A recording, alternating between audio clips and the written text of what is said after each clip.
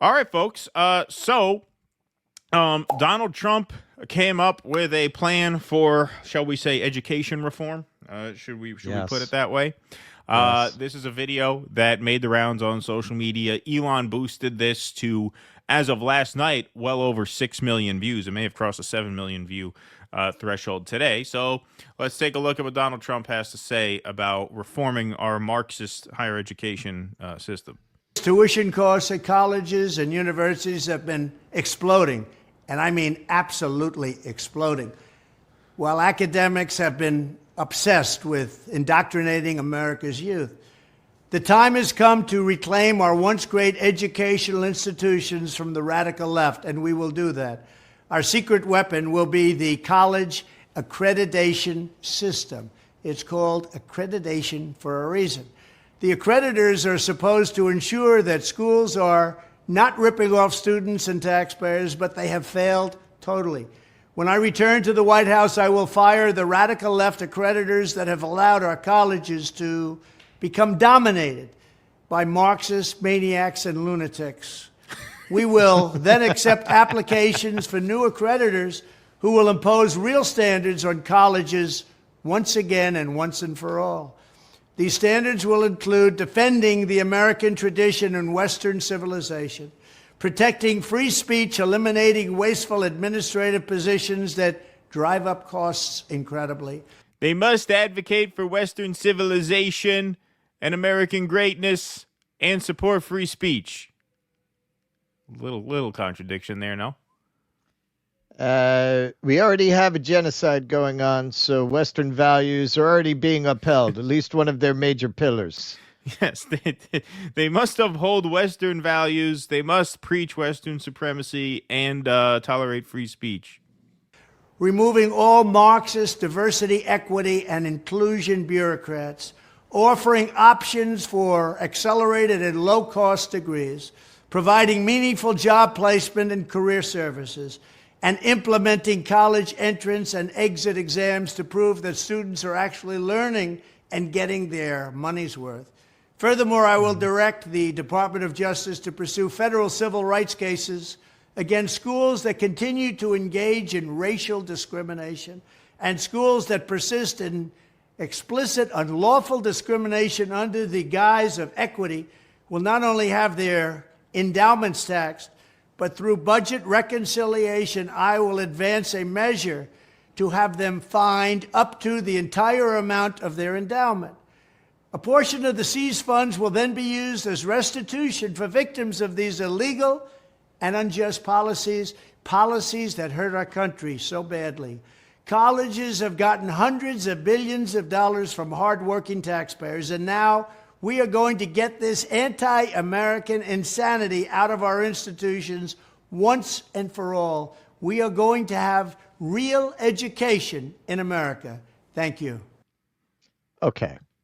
So my views on this are nuanced and complex. This is something, I've given a lot of thought to over the years. All right. So first of all, defining these schools of thought as Marxist are an insult to Marxists and a real misunderstanding of Marxism, because as I have found in my own anti-woke rants, in the darkest days of cultural supremacy of that philosophy, the only people on the left who were really outspoken about not being down with that shit were the Marxists and the communists, because it's a contradiction of what they believe in, which is very much a material analysis. And they always recognized, for the most part, with exceptions, that this was a distraction from class. Okay, so there's that element of it. What he's talking about, this is kind of separate from that in terms of accelerated degrees. Sure, not everyone needs to be in college. Like, I would hope trade schools would be part of that. There are a lot of, especially now, a lot of the better paying occupations, a lot of the jobs that are more needed are not jobs where you're going to benefit from core curriculum, general education, anthropology, symbolics courses, and that kind of thing. That's all true. For most of my life, the censorship was from the right. the censorship was from the moral majority. That has only flipped in the last several years as liberals have gained the cultural power to enforce their own vision of censorship and speech codes. But that was usually a right-wing project. And now it's starting to flip back again now that the expansion of Greater Israel Project is in hyperdrive. Right. So that would be what I would say about this, because on the one hand, if you are someone who's sympathetic in principle to some of what he's talking about here, yes, I think a lot of this DEI, as we said earlier in the show, is a make work project for the children of the PMC class. And get rid of all that. I don't think you can solve Kendi's views aside. I don't think you can solve discrimination with discrimination. It winds up making people suspicious of the credentials of the people who are of a group that has been elevated based on race or other identifying characteristics. It makes people think they didn't get there on merit. That's an unspoken thing that hangs over affirmative action programs. That is just reality. And in the end, we're a pluralistic society. You can't run it that way. You cannot, it's in the end, you cannot reconcile with the Constitution racial carve-outs in that way, or any kind of identity group.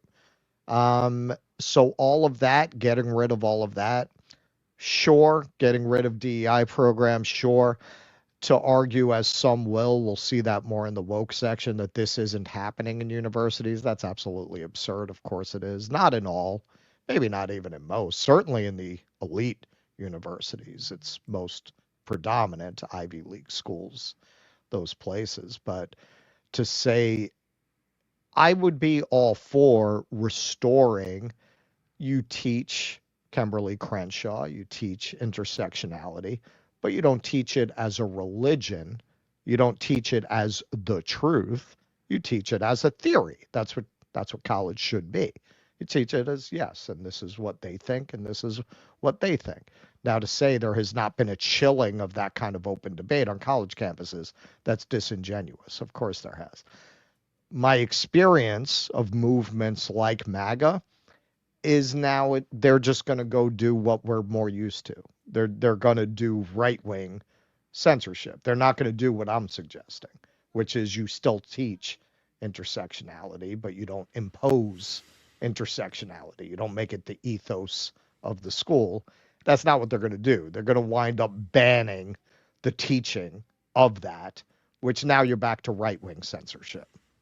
Well, it's a big smoke and mirrors act because they act as if the real debate is about the curriculum, whereas the real analysis, if you're looking at this as being a product of Marxism or anti-Marxism, is the structure of the university system and how that structure relates to society at large.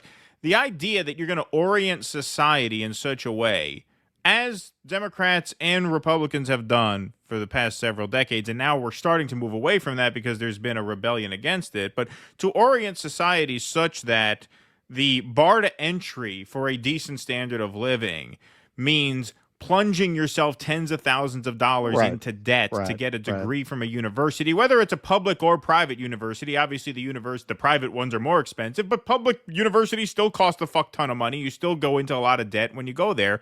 That is right-wing fascism. That is absolute fascism, to orient society such that you can't get ahead without buying kind of tens of thousands of dollars. Well, yes, kind of, but the problem is when you categorize these universities as institutions of Marxism, as Marxist institutions. No, they're not Marxist institutions. No, well, that's ridiculous. They're capitalist institutions. They're fascist institutions. Well, defining the intellectual movement that they're talking about as Marxism is disingenuous.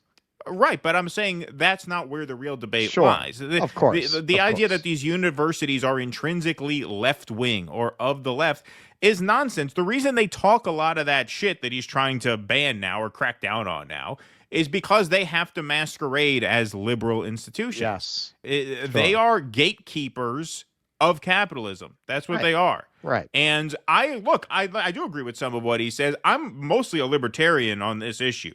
I don't believe that these universities should have the kind of societal power that they do. I do not believe they should dictate who has a decent standard of living and who does not. I think that is itself a fascist dynamic.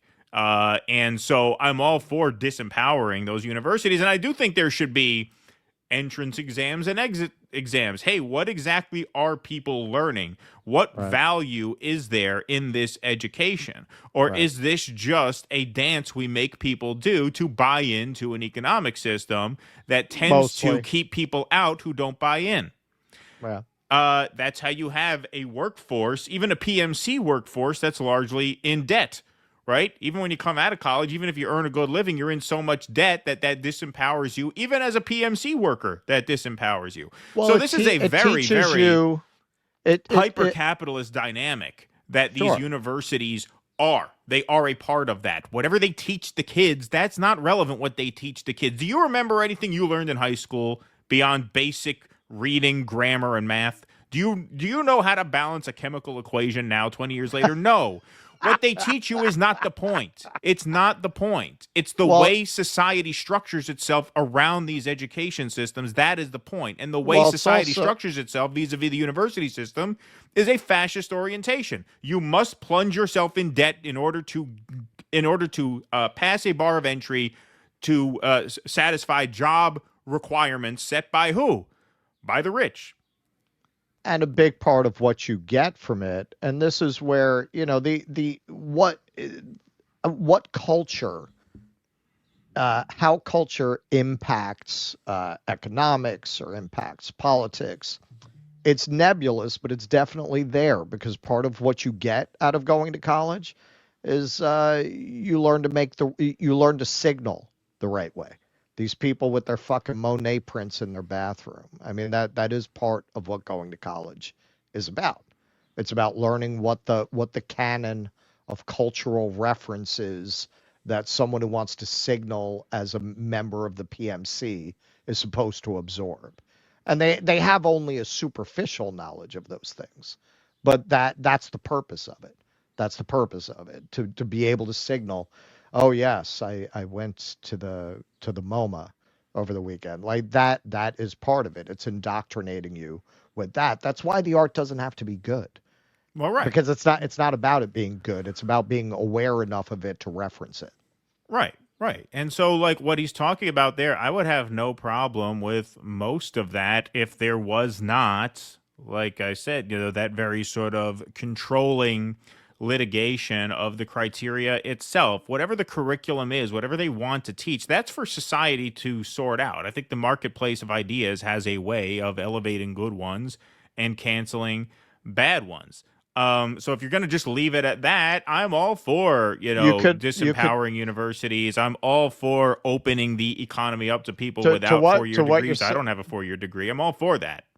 Yeah, to what you're saying, you could argue that is happening, because there have been a lot of articles written about how a lot of kids are deciding to go to these southern schools that they never would have looked at before, because they don't want to deal with the DEI at the Harvard. They're deciding to go to Texas Methodist, places they never look, University of Mississippi, places that kids in that class never would have looked at before. So you could say that was already happening. Yeah, no, I think that was already happening, which is why I'm saying, like, this draconian crackdown on curriculum is unnecessary. Like, in principle, I'm opposed to it, but it's also unnecessary. Like, you don't really have to do it. In terms of structurally attacking the standing of these universities, yeah, I mean, I'm for that. I've been for that my whole life. I'm a libertarian on this issue, for sure. Go full Marxist, man. Turn them into like barns. Well, that's what I said. They should have their assets seized and be converted into public housing. On the student debt forgiveness side, yeah, of course. So yeah, I have no argument with that core part of it. But look, they can't help themselves, because I think they'll turn it into Hillsdale. They'll just wind up going in the other direction. Like if you gave them their wish list, they're not going to get rid of censorship. They're going to censor from the right.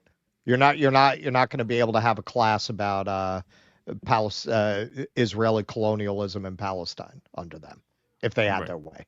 Right. Yeah. Well, yes, of course. Please clap.